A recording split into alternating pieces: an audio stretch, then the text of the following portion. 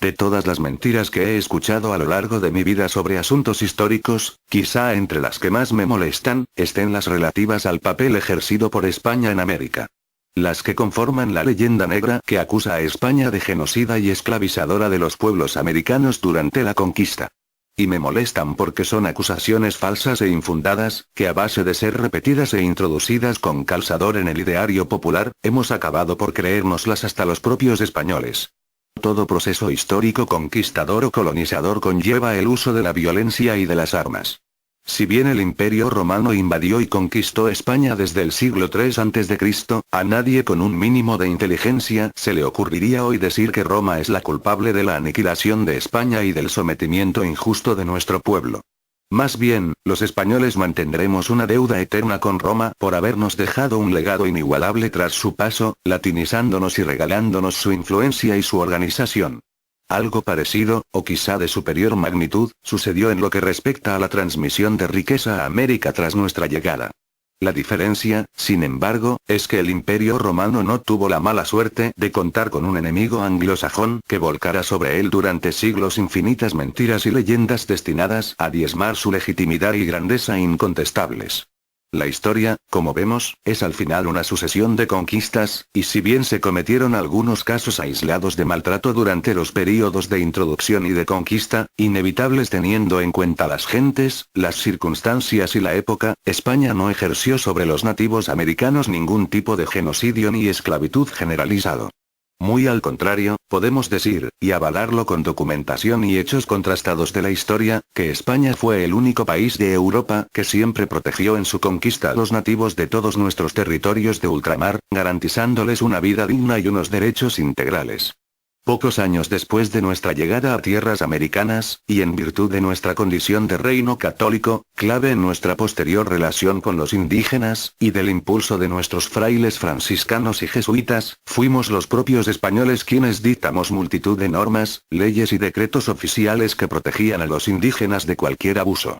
Y fue la propia reina Isabel la Católica, quien determinó tras el primer viaje de Colón, que los indios nativos no debían ser considerados esclavos, ni siquiera gentes colonizadas, sino súbditos de pleno derecho de la corona española, como habitantes de las nuevas provincias recién descubiertas. Llegada de Cristóbal Colón a América. Y nos tomamos tan en serio los españoles la aplicación de justicia sobre los indígenas del Nuevo Mundo, que la monarquía hispánica inmediatamente acometió las reformas necesarias para regular su trato de forma oficial. De esta manera, nada más 2 décadas después de iniciarse el descubrimiento, el 27 de diciembre de 1512, España abolió la esclavitud indígena mediante las leyes de Burgos, en las cuales se emitieron las ordenanzas necesarias para el gobierno con mayor justicia de los naturales, indios o indígenas, y se estableció que el rey de España tenía derecho a justos títulos de dominio del Nuevo Mundo, pero sin derecho a explotar al indio, que era hombre libre y podía tener propiedades, pero que como súbdito debía trabajar a favor de la corona sin mediar la esclavitud, retribuido y con libertades garantizadas, a través de los españoles allí asentados.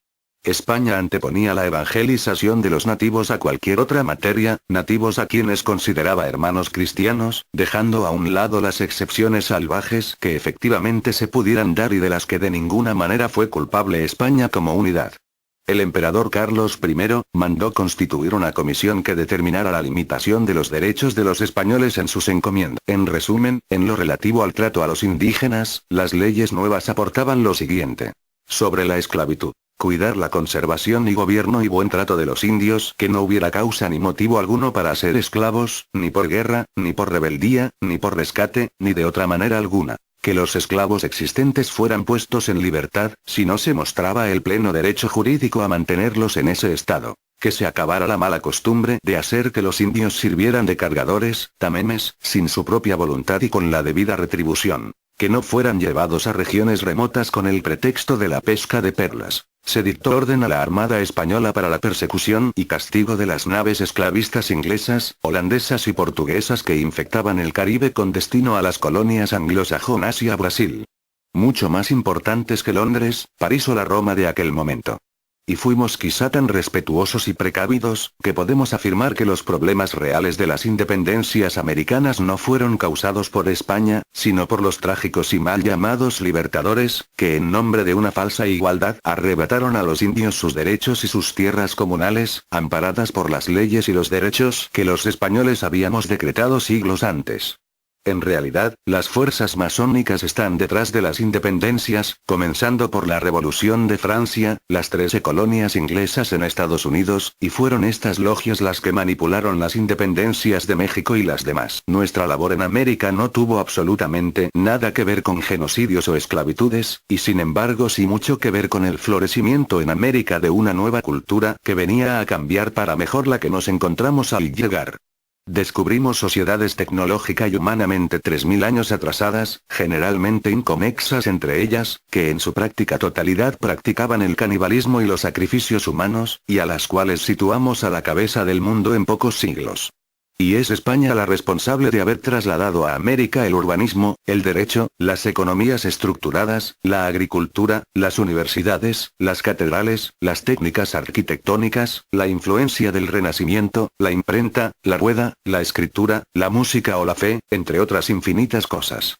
Fundamos 23 universidades en América que daban educación a casi 200.000 alumnos de todas las clases sociales y razas. Portugal no fundó ninguna en Brasil durante su período colonial, mientras que la Inglaterra colonial de entonces, por ejemplo, hasta ese momento se había preocupado más bien poco por educar a sus indígenas, y a través de la península, hacíamos llegar a América todas las corrientes intelectuales y las artes que la grandiosa España de entonces absorbía. Capítulo 12 del Testamento de Isabel la Católica. Procurar inducir y traer los pueblos de ellas y los convertir a nuestra santa fe católica, y enviar a las dichas islas y tierra firme del mar o océano prelados y religiosos y clérigos y otras personas doctas y temerosas de Dios, para instruir los vecinos y moradores de ellas en la fe católica, y les enseñar y doctrinar buenas costumbres y poner en elfo la diligencia de vida, según como más largamente en las letras de la dicha concesión se contiene. Por ende suplico al rey,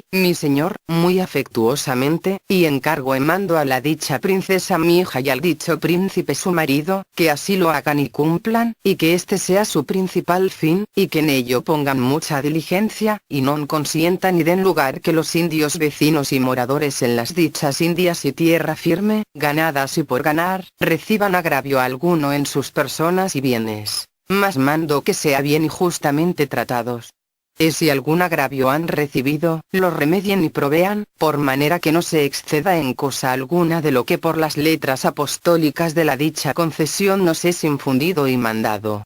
¿Que se cometieron atrocidades e injusticias? Sin duda, sí. ¿Que hubo quienes utilizaron su poder personal para esclavizar a veces a los indígenas? También.